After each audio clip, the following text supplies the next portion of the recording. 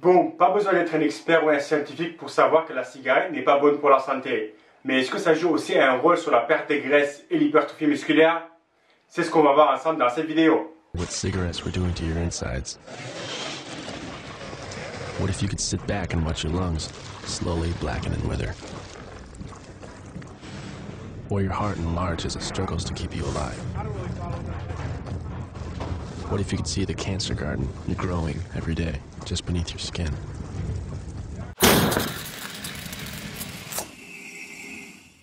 D'abord, je veux juste vous poser une question. Si je vous demande, est-ce que la cigarette est mauvaise pour la santé? Tout le monde, sans exception, me dirait, oui, c'est mauvais, même très mauvais pour la santé. Ok, je suis d'accord avec toi. Maintenant, si je te demande pourquoi, vous me direz, eh bien, il y a énormément d'études qui montrent les dangers de la nicotine et les autres substances qu'il y a dans la cigarette. Et on voit le nombre de décès par an à cause des maladies liées à la cigarette. Et je suis tout à fait d'accord avec toi. Mais pourquoi dans ce cas tu fais confiance aux études et aux scientifiques sur les données qu'ils ont sur la cigarette et pas sur tout ce qui concerne par exemple les OGM? Car sur les OGM on me dit oui mais les études sont financées par je ne sais pas qui, les scientifiques sont tous payés et donc rien n'est crédible. Oui mais dans ce cas pourquoi les marques de tabac ne payent pas aussi les scientifiques pour modifier un petit peu les résultats de leurs études pour dire que finalement le tabac n'est pas si mauvais que ça pour la santé? Bref, c'est à réfléchir et ce sera peut-être une autre vidéo. Donc, pourquoi déjà fumer de la cigarette est mauvais pour la santé? Le tabac contient plus de 4000 produits chimiques différents qui réagissent avec votre corps de plusieurs façons. Attention, juste parce que c'est un produit chimique et pas un produit naturel ne signifie pas que c'est mauvais pour la santé. Les produits chimiques nocifs pour la santé dans une cigarette sont la nicotine, le monoxyde de carbone et le goudron. Et on commence avec la nicotine, qui est une drogue. Les gens ne se rendent peut-être pas compte que non seulement c'est une drogue addictive, mais aussi dangereuse pour la santé. La nicotine est absorbée dans la circulation sanguine et 7 à 8 secondes plus tard, le cerveau peut ressentir ses effets. La nicotine peut parfois modifier la personnalité d'une personne en fonction de la durée du tabagisme, comment elle fume et la quantité qu'elle fume. Parmi les effets néfastes de la nicotine, l'augmentation de la fréquence cardiaque, l'augmentation de la production de certaines hormones, l'augmentation de la tension artérielle, la constriction des petits vaisseaux sanguins sur la peau, des changements dans la composition du sang, des changements dans le métabolisme. Après la nicotine, il y a le monoxyde de carbone et ses effets ne sont pas terribles non plus. Le monoxyde de carbone est un gaz toxique à une certaine dose.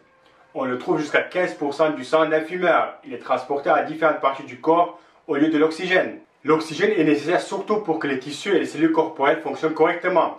Donc à la place de recevoir l'oxygène, tu reçois aussi 15% de monoxyde de carbone.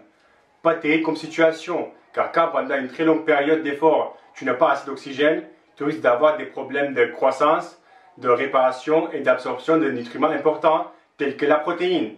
Et on sait à quel point la croissance, la réparation et l'absorption sont des processus dont chaque bodybuilder ou athlète a besoin. Et comme si ça ne suffisait pas, le monoxyde de carbone peut aussi encourager les dépôts graisseuses à se former sur les parois des artères dans le cœur et ça risque de poser un gros problème. Over the years, smoking causes fat deposits in your blood to build up on the walls of your arteries. This forms a plaque, which narrows and blocks blood vessels. This can lead to heart disease, stroke, and even a heart attack. Puis il y a aussi le goudron et ses effets qui ne sont pas terribles non plus. 70% du goudron dans chaque cigarette fumée est déposé dans les poumons et ça les endommage et cause beaucoup de problèmes. Il provoque des mutations génétiques et un déficit immunitaire aboutissant au cancer. Le goudron favorise aussi certaines maladies cardiovasculaires. Donc, pour résumer, les risques de fumer en gros sont le cancer, vieillissement prématuré, 83% des patients qui ont un problème de poumon étaient des fumeurs, 90% des patients atteints de bronchites étaient des fumeurs, 17% des maladies coronaires étaient liées aux fumeurs. Les fumeurs ont aussi un risque accru de maladies et de décès prématurés par rapport aux non-fumeurs. Il y a aussi beaucoup d'autres maladies liées avec la cigarette, comme par exemple, je mettrai la liste ici sur le côté.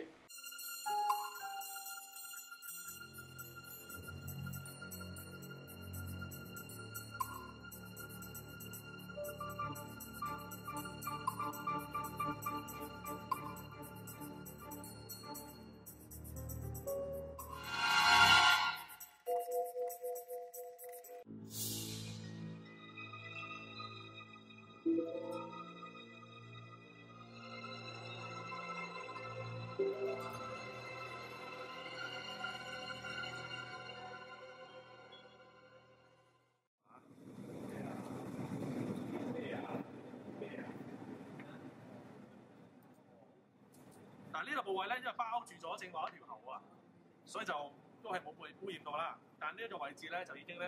Alors, quels sont les impacts de fumer pour les sportifs et pour ceux qui pratiquent la musculation?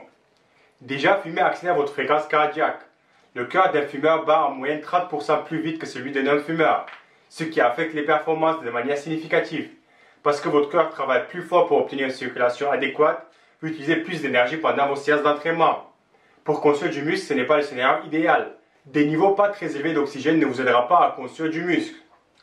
Votre croissance musculaire est directement diminuée lorsque vos muscles sont privés d'oxygène. Ça, c'est un peu logique. Le tabagisme réduit la quantité d'oxygène disponible pour vos muscles de manière distincte.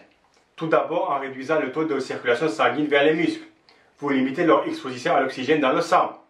Et deuxièmement, parce que les fumeurs produisent plus de flegme que les non-fumeurs, la respiration est plus difficile.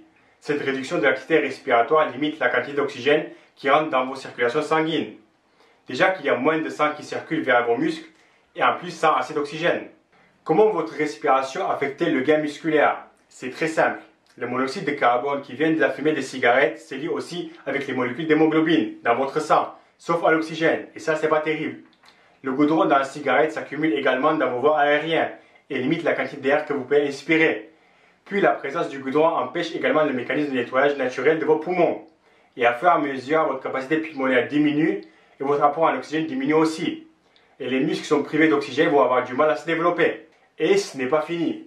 Le tabac affecte aussi votre niveau de testostérone.